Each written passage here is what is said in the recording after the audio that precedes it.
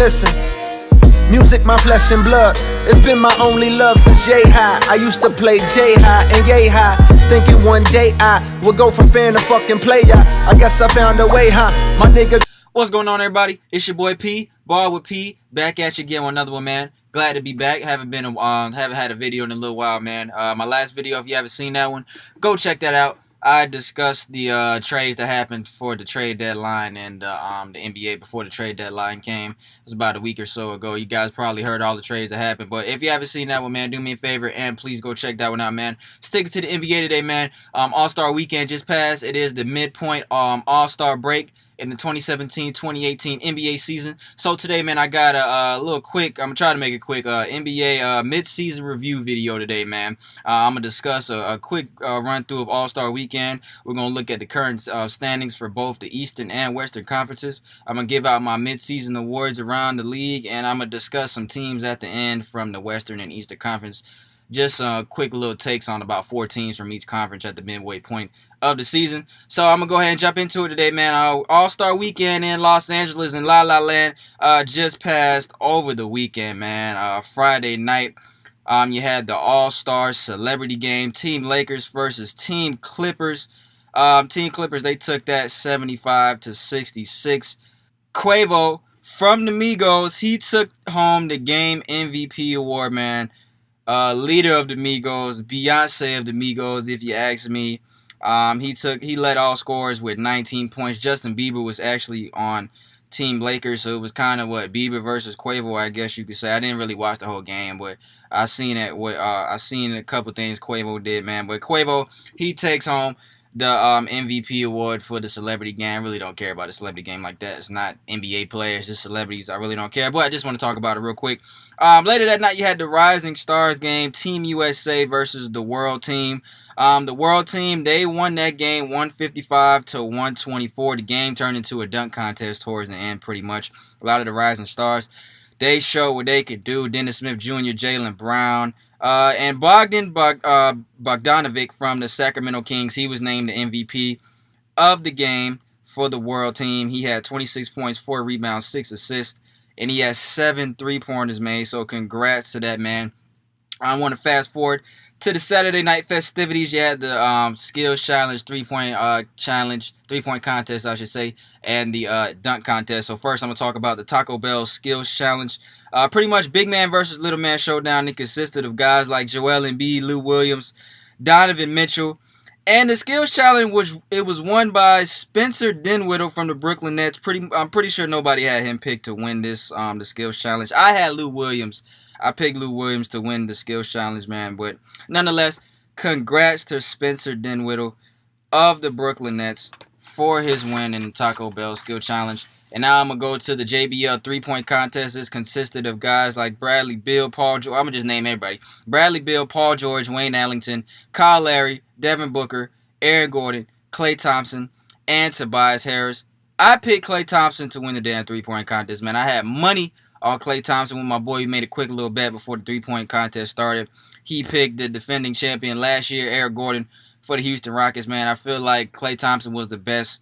I mean, if you ask me, he's the second best 3-point shooter in the league behind Steph Curry.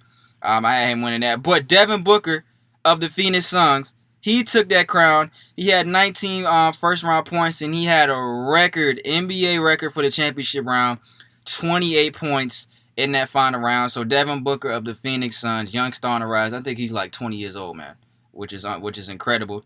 He had 70-point game last year, man. Congrats to that. Congrats to Devin Booker, man. Congrats to you, young fella. You deserve that one. Great championship round, 28 points. That's unbelievable, dude. Like I said, that was a record for the championship round. And fast forward to the Verizon Slam Dunk Contest. It consisted of Dennis Smith Jr., Larry Nance Jr., Victor Oladipo, and what's his name? Donovan Mitchell replacing Aaron Gordon of the Magic. Aaron Gordon, he was initially supposed to be in it. He withdrew due to, I guess, an injury he had.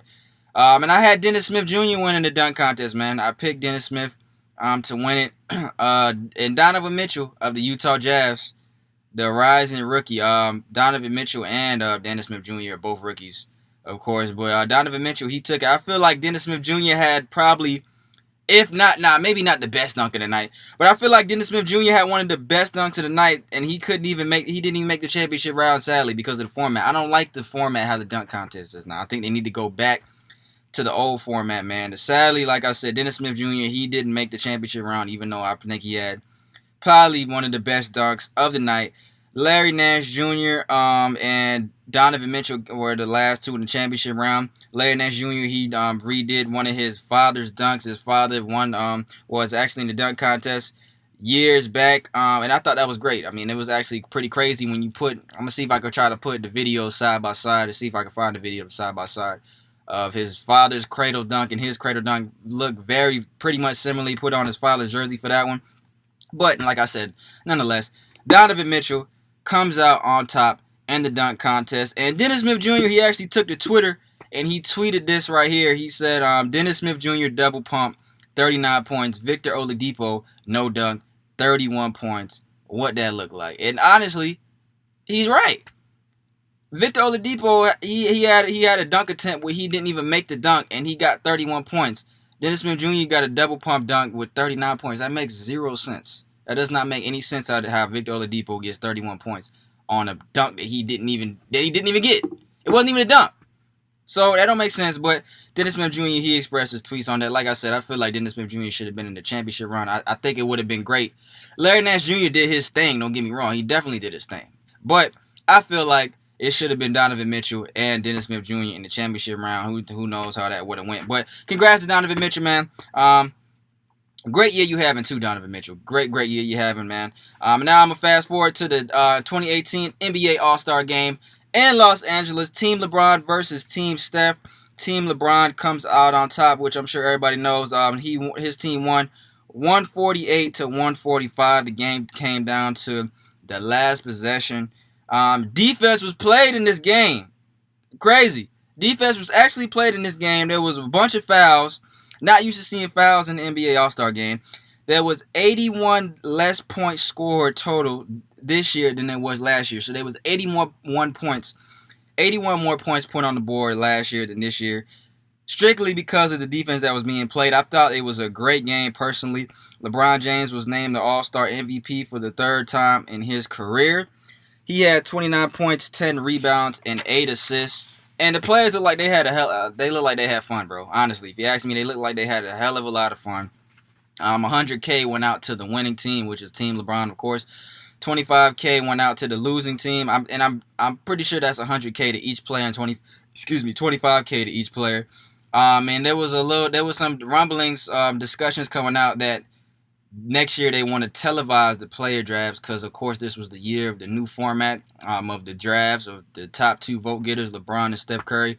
So, and Commissioner Adam Silver, he pretty much confirmed. He said it looks like next year there's going to be a draft televised next year. So, looks like in the 2019 All-Star Game in Charlotte, we're going to see the players actually drafted on live TV. We didn't see that this year, so that's going to be interesting. A little quick side note, man. Jimmy Butler, who was named an All-Star reserve for team, he got picked by Stephen Curry. He didn't even play in the game due to rest. He rested during this game. And Lou Williams, who was snubbed from the All-Star Game, I feel like Lou Williams should have gotten in. He tweeted Jimmy Butler the other day, yesterday really. He said, at Jimmy Butler, he said, "You serious, bruh? LOL." And he quickly, as you can see, the score, which is a sports page, they they showed what Lewis Williams said, and they said at Team Lou 23 wasn't happy after seeing Jimmy Butler stick to the bench last night with the laughing emoji.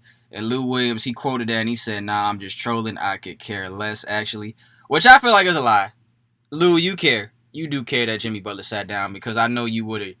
You would have gave a lot to be in this All-Star Game, and I feel like you deserve to be in it, man. So I think you'll be in it next year, man. Keep up the good work, Lou Williams. But just a quick side note, man. Jimmy Butler didn't even play in the All-Star Game, which I feel like that was weird. But, hey, man, that wraps up my little quick review of the 2018 All-Star Weekend. I'm already at 9 minutes, so I'm going to try to speed it up here. So, at the midway point, man, we're going to go back to the actual league now. Here are the standings for each conference. I'm going to show the Eastern Conference first. So here are the Eastern Conference standings for each team at All-Star break, man. The playoff teams are in gold. As you can see, the top 8 teams. Toronto number 1, Boston Celtics number 2, Cleveland 3, Wizards 4, Indiana 5, Milwaukee 6, Philadelphia 7, my Miami Heat. We are at number 8. Detroit's trying to get back in there. Charlotte is what? They're 4 games back in Detroit. Knicks, Bulls, Nets, Magic, Hawks down there at the bottom. So I had an NBA NBA preview video at the beginning of the season before the season started. One of my first videos. My channel's fairly new for those who don't know. So I'm comparing from what I remember. The only team in the top 8 that I didn't have in the top 8 was Indiana. Yeah, I'm pretty sure that's right. I had Charlotte in there instead of Indiana. So that was the only difference. My top, it wasn't in the same order. I think the only team that is in the exact order I had was Washington. I had them at number 4, I think, and Milwaukee. No, I had Milwaukee at number 5. So Washington was really the only team that is in the same spot that I had them picked in the beginning of the season. Like I said, replace Charlotte for Indiana. Those are only 2 teams that I felt like, well, that's only 2 teams that I had different in the playoff picture. Teams that are outside that I think could sneak in. Let me see here. I think Detroit can sneak in, and hopefully my Heat can get in, man. We at the 8th spot right now. Detroit's, a game and a half behind us. The only team I feel like that's on the outside that can get in is Detroit, honestly.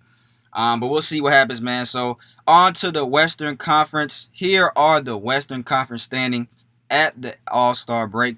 Houston number 1, like I said, gold teams, the playoff teams. Of course, Houston number 1, Golden State number 2, Spurs number 3. Quietly, the Spurs are always a quiet high seed every freaking year.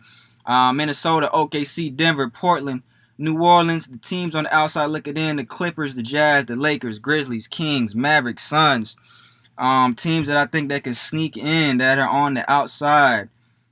I think the Jazz can definitely sneak in. I think the Clippers may be able to sneak in. Those are only 2 teams on the outside that I think can get into the playoffs. Jazz and the Clippers. Let me see. My Western Conference standings that I had in my preview video, my NBA preview, are almost identical. I had Golden State at number 1, Houston at number 2. I had the Spurs at number 3. I did have Timberwolves at number 4. I had OKC at number 5. Denver I didn't have in the top 8. Who did I have in the top 8 besides Denver that's on the outside? I think it was the Clippers. So I didn't have Denver in the top 8, but I had the Clippers, and that's the only difference. Every other team I had in the top 8 going into the season, man. So those are your Western Conference standings, man. So now I'm going to give out my Midseason Awards here at All-Star Break. Coach of the Year, man. I think it'll go to Mike D'Antoni for the Houston Rockets. They are now the biggest and the most legitimate threat, if you ask me, to the Warriors in the West. And a guy to look out for Coach of the Year, man, under the radar, I think is Dwayne Casey of the Toronto Raptors. As I showed Toronto, they're now at the top of the Eastern Conference. Quietly, honestly, I didn't even know until I looked at this earlier today. I didn't even know the Raptors were number 1. I saw this earlier today before I started making this video. Also look out for Brad Stevens as Coach of the Year. His Celtics are doing an incredible job, even after the Gordon Hayward injury opening night. Most Improved Player Award, I'm going to give that to Victor Oladipo. He was traded from OKC to Indiana in the Paul George trade in the offseason. He averaged 16, 4, and 2 last year for OKC.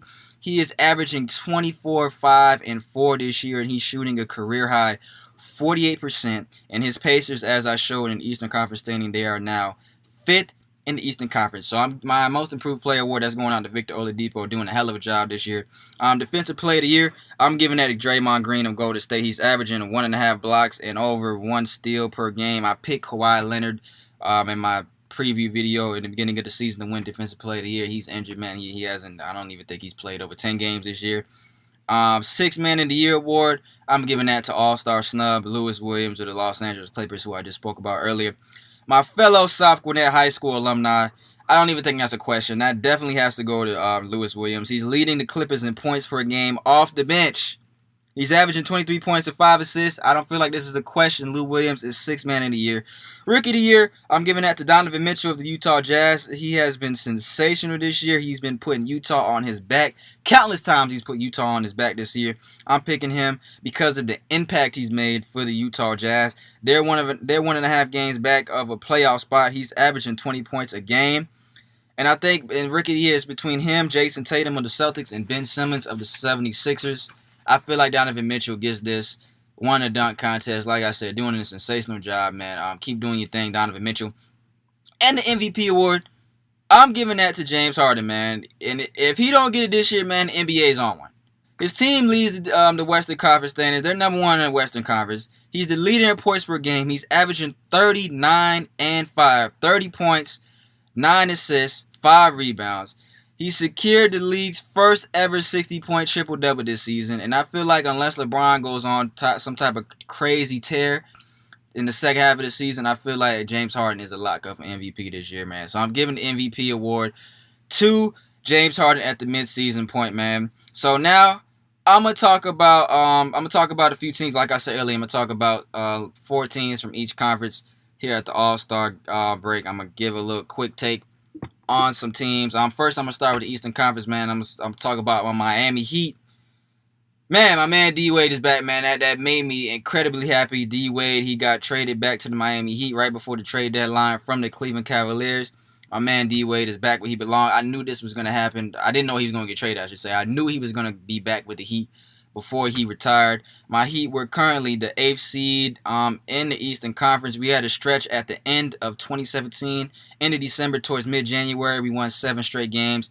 Last year, at this point, we were 19 games under 500 at All-Star break, and we ended the season 41-41. We were the first team in NBA history to do that, being 19 games under. And I feel like we can have another jump like that after All-Star break this season.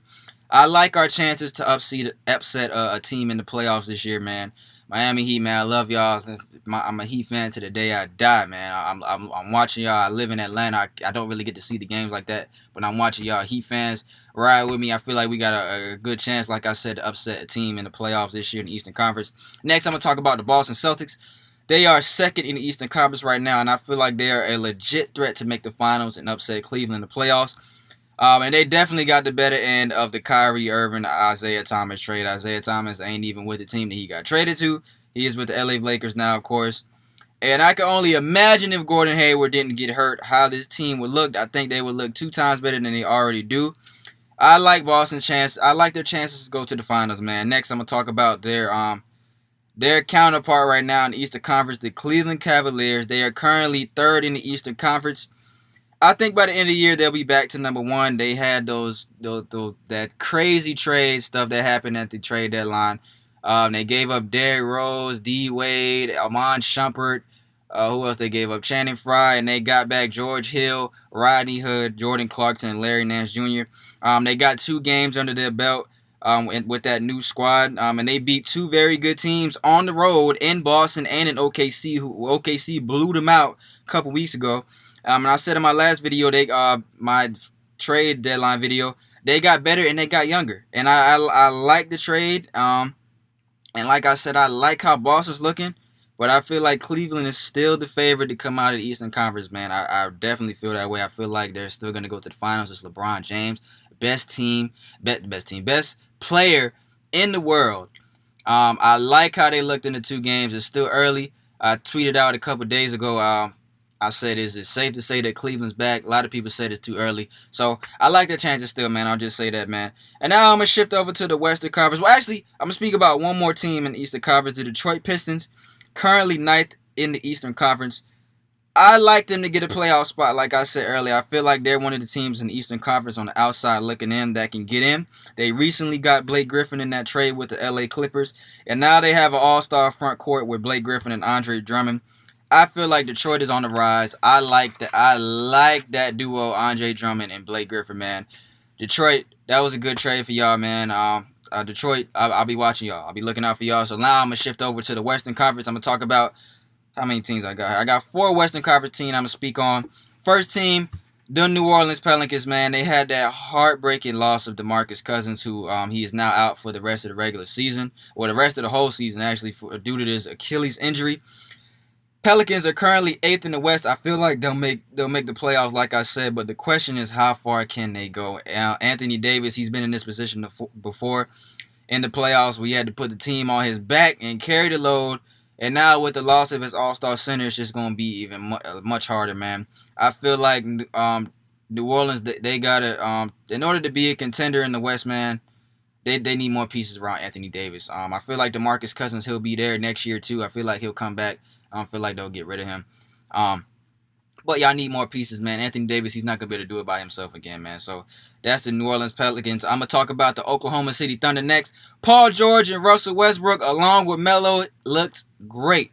Paul George and Westbrook, the duo, just them together looks great without Melo. Honestly, they're figured it out. They definitely have been figured it out. Paul George's numbers have increased each month this year. Westbrook, who is my favorite player in the league, he looks great as expected. And I think they can get as far as the Western Conference Finals if they can get more out of their bench. I said before the season started, I feel like they just got to start in 5. I had them at the number 5 spot in the West before the season started. They're at the 5 spot now currently. Like I said, I feel like they can get to the Western Conference Finals if they can get more out of their bench, man. I like the OKC Thunder. Next, I'm going to talk about the Houston Rockets. First in the Western Conference, they got the MVP front runner, if you ask me. The addition of Chris Paul has worked out great. They got a deadly three-point shooting team. They got great defense. I think that they can take the Warriors to a 7-game series if they can secure home court in the playoffs. If the Houston Rockets go into the playoffs this year with the number 1 seed and they face Golden State, I feel like they'll take Golden State to 7 games. That's just if you ask me. They're a legit finals threat. Watch out for the Houston Rockets, man. And the last team I'm going to talk about is the Golden State Warriors, second in the Western Conference. Still my favorite, still the favorites to win it all to me. Nothing short of greatness. Still, they're the Warriors, man. It's the Golden State Warriors. I think it's going to take a lot to beat this team in a 7-game series, man. That's just facts. Best team in the league still. They're the best team in the league right now. I say Houston right now is the best team in the league. Golden State number 2 behind them, of course. It takes too much to beat the Warriors, man. I had them as a pick to win the finals again this year. I'm sticking by that. So that's all I got for y'all today, man. That was my try to make it quick. What I'm on 23 minutes. That was my NBA midseason review, man. Hit that like button, hit that subscribe button, man. I appreciate y'all watching. If y'all made it this far, I say it every single video. I'm gonna try to cut my time down, and I always go over what I wanted to do. But nonetheless, man, hit that like button, hit that subscribe button. It's been a hell of a year so far in the NBA, man. A very exciting season. Let me know what y'all think, man. Let me know if y'all disagree on my picks. Let me know what your picks are for the awards, MVP, Defensive Player of the Year. Tell me some sleeper teams that I didn't mention. Let me know if you disagree with anything I said, man. Like this video, comment. Like I said, hit that subscribe button for me, man. Appreciate you watching. It's your boy P. Look out for my next videos, man. I'm gonna see y'all next time. Music is my soul and fuel. I guess it only saves a chosen few from going to school or selling dope. Crazy back in school, I was bumping cold daily.